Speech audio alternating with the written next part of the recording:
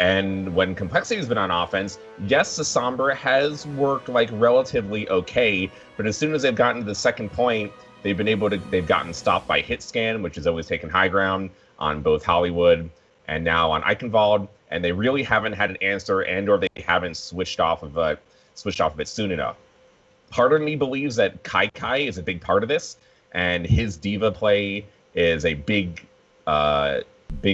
upwards momentum in terms of compared to Shadowburn. At the same time, Harblue is not hitting enough hooks, not being enough of a presence here in this match as they need him to if they want to win. But on some level, isn't that a little bit unfair to Harblue in the sense that I feel like for compLexiy, the story for a long time has been, oh, Harblue, either he's hitting hooks and they're winning, or they're not hitting hooks and they're not winning. When you take a look at other teams have historically been a little bit more complete than compLexiy, where they can have their Roadhog put them in or the top, but they can also rely on more contribution from their DPS players. And I still feel like the TJOs are very variable from day to day, where some days they'll be great and Torque will be having just as big of a day as Harblue, but then as we saw in this last map, it felt like no one was having a good game, including Harblue. And I don't know if it's necessarily fair to go, well, just Harblue. I mean, no, I think it's a team effort there, and Harblue definitely could have used a little bit of help. Nicholas has been quiet. Yeah, Nicholas definitely has been quiet, and they need him to step up and be able to play as well as Cloud9's hitscan players are if they want a chance to win. But Harblue, because of the Roadhog in the meta and him, knowing him as probably the best Roadhog in North America, it kind of is up to him also to be able to hit probably a lot of hooks. A lot of hooks. Yeah. But I will note one extra thing there in regards to that. Oh, go ahead. Is that, yes, he is one of the best Roadhogs in North America, but the other thing, too, is that don't forget the entire theory that if you know one player is the player that you have to avoid and you'll actually win, you can sort of play around Harblue. You can give him more space than you would other Roadhogs. You can really go for his other teammates and make it a situation where, all right, you're not going to let Harblue beat you. You want the rest of compLexiy to beat you, and Harblue might not be getting the opportunities that other Roadhogs might be in this situation. I'll tell you what. See how this is going to work out, because if there is one map that this squad needs to pick up, compLexiy, Dorado would certainly be it. And also, hate to be the obvious man here, but if they don't win it, that's it. They're out. So all the speculation of Sombras and, craziness and the blahs and the doodads and, my Cosby is also on top. Is it all going to come down to this, folks? So I'm quite pumped, man, because I think we're going to have ourselves quite the battle here. As for compLexiy, this is it. Well, the one thing that's really interesting to me here is that we don't see C9 coming out the May, where a lot of times where they have been on Dorado. And just first points in general that they like putting Surefour on the May. Instead, they're opting here with a little bit more power. They're keeping Surefour on the 76, and they just want to cut through compLexiy as quick as they can. But Rolf ends up taking a ball to the head to start things out here. C9 going to be down a huge source of healing per second, and this is a great opportunity here for compLexiy. I think they're going to be pretty sad if they don't come through a successful first attack after getting that first pick off. Yeah, always getting those first picks, first blood, so important here. Doesn't matter the game. If you're able to just tip the odds in your favor by, losing a man there, you can answer and get yourself what you want here. Get to that objective. Meanwhile, Nicholas and the rest of the crew doing their best to be able to focus down on Rib here. And that is going to be a successful stop on Rib. Harblue focusing down as well with that Zarya and some great plays, picking up 3. And he was going to be fully charged for that one as well. And only person left alive will be D.Va. Bless you, child. Not going to happen today. And that is going to be 1 point for compLexiy right away. And not a lot of time spent on that one there, ZP. So Harblue might have had all the flashy cleanup there, and credit where credit is due for that Zarya play. But the true hero for me was Shake. Shake got that pick off on the Wolf, threaded the needle, took him out, and trying to defend first without the healing contribution of Ana, much more difficult. So for C9, they're going to have to reset completely here on second, and to their credit, they will have a Nanovisor up, but here we go, Surefour. Nanovisor in progress, and I don't like the way that they're initiating this. We've seen over and over again now in this meta where you're better off with the Soldier to wait to go for the flank on the Nanovisor, not rush it, and C9, they just said, okay, we see the other team, Nanovisor. Teams have gotten used to that now, and they're not going to give give you those free pickoffs. Yeah, they backed away completely. They're ready with 5 ults, maybe 6, a full stack potentially if JKW can get to his.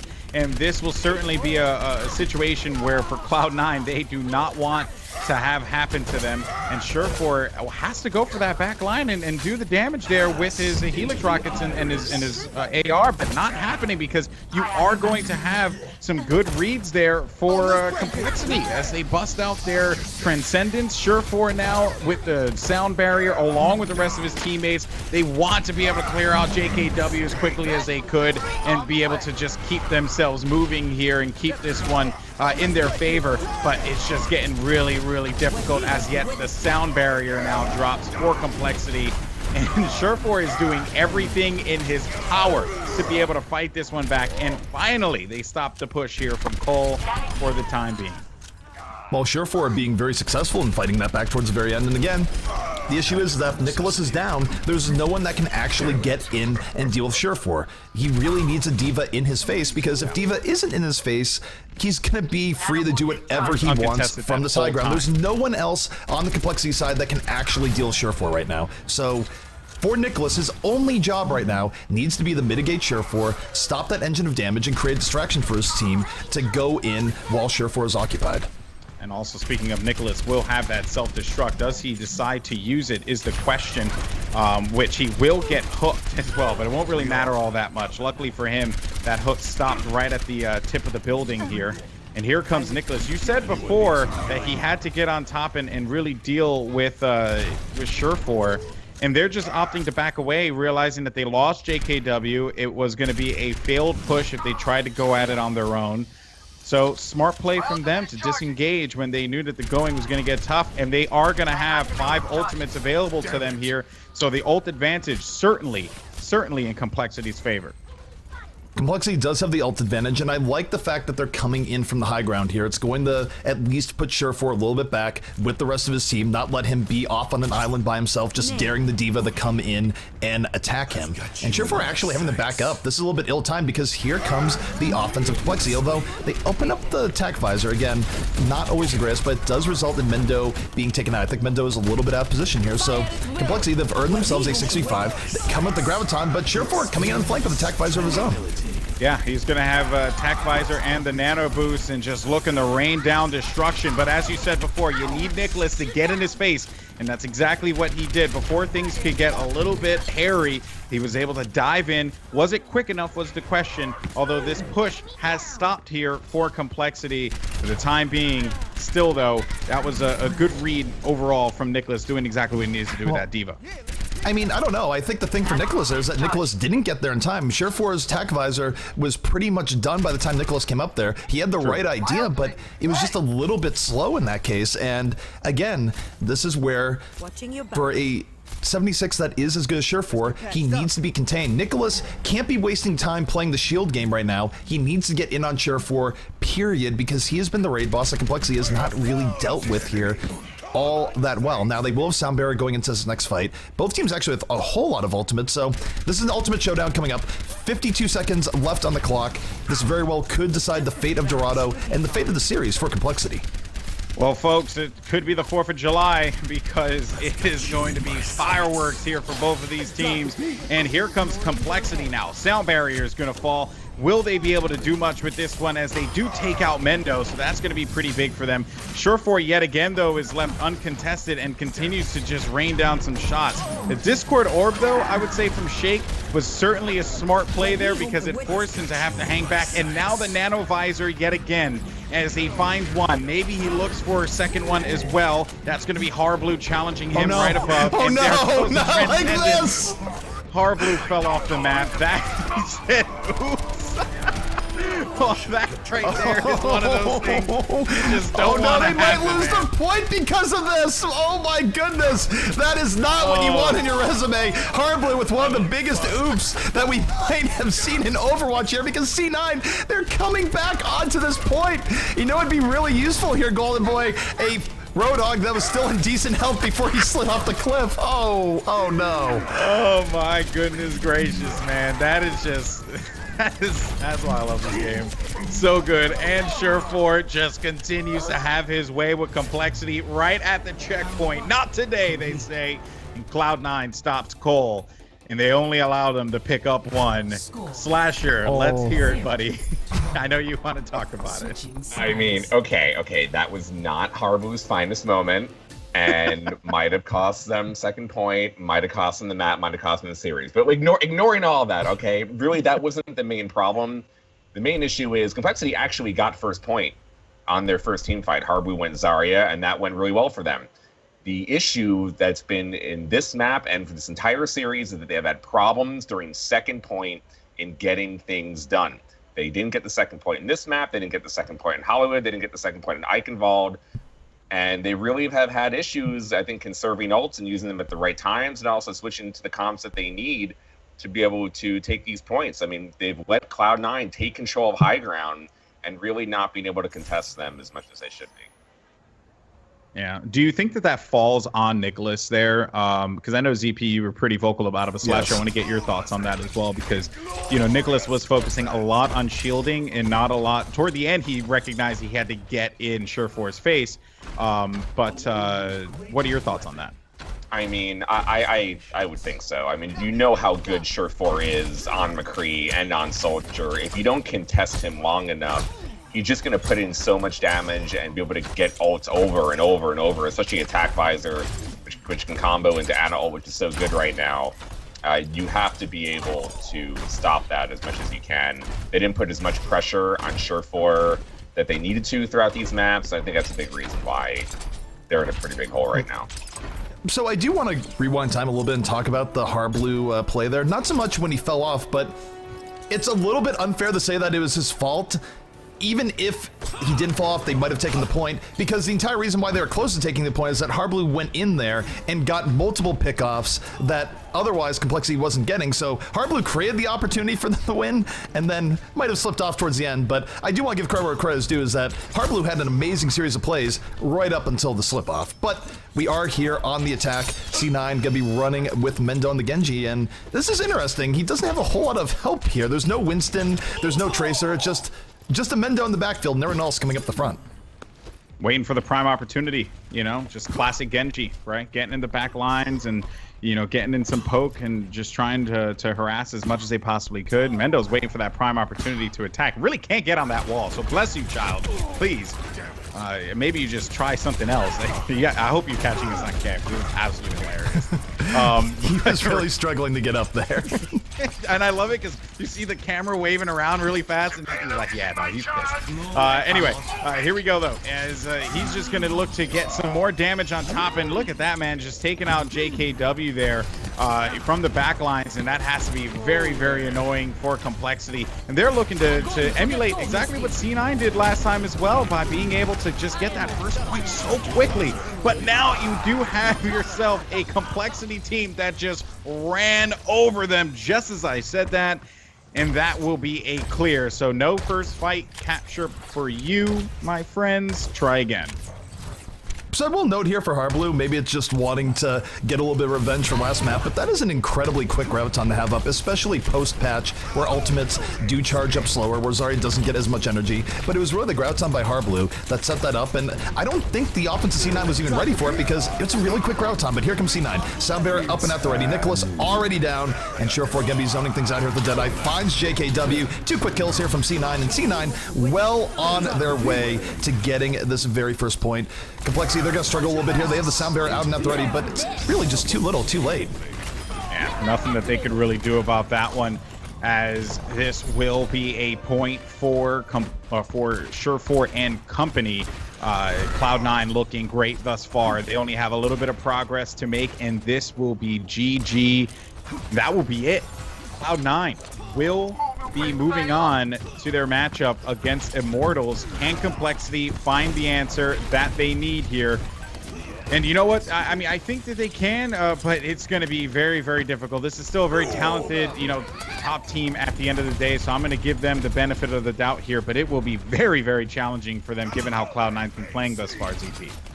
Well, Mendo right now is waiting for that perfect Dragon Blade opportunity, just sitting here on the ledge, waiting for D.Va to go in. D.Va goes in, Mendo goes in, does not bring out the blade just yet, doesn't really like the lay of the land, and here comes a D.Va ult coming out from Nicholas into the backline, picks down 2, and just like that, compLexiy will be holding on here on second, at least for a little bit longer. And unfortunately for C9, Mendo actually used his Dragon Blade just to take out Harblu. I know Harblu is a pretty good player, but definitely not worth, especially as your team is dying all around you.